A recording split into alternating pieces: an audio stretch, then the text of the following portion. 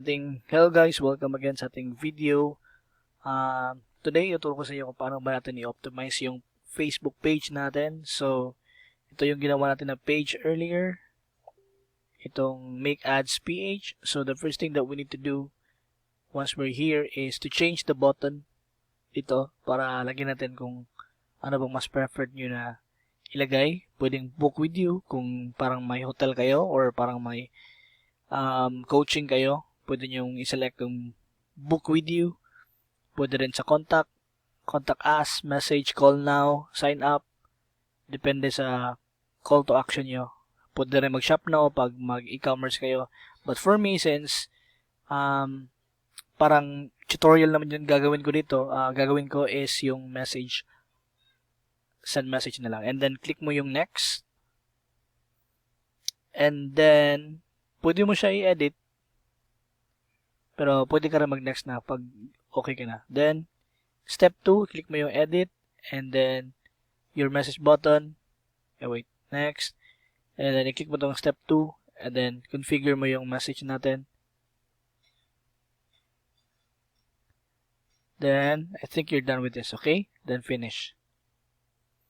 Yun ang mga first steps natin na gagawin, guys. So, may send message na siya. I would really suggest na pag within the city lang yung business mo, or if you're living in Makati, or if you're living in dun sa Pasay City, and your business is within Pasay City lang, I would really suggest na to invite all your friends here by just clicking here, and then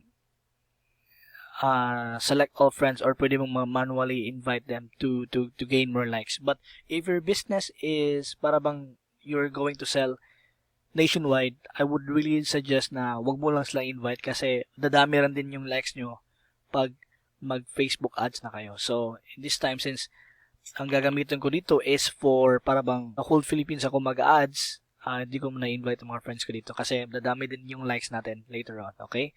So, ito na yung Facebook page mo. And then, kung di ba may tinuro ako sa iyo about sa social media management, pwede rin siyang lagyan ng mga post dito. Diyan, gamitin nyo yung tinuro ko para magkaroon din ng laman. Siguro mga at least, maglagay kayo ng mga 10 posts. Siguro mga like mga pictures or mga quotes para magkaroon siya ng at least 10 na posts before, inviting friends or making ads naman din sa Facebook page mo. So, yun lang guys. So, see you sa next video natin.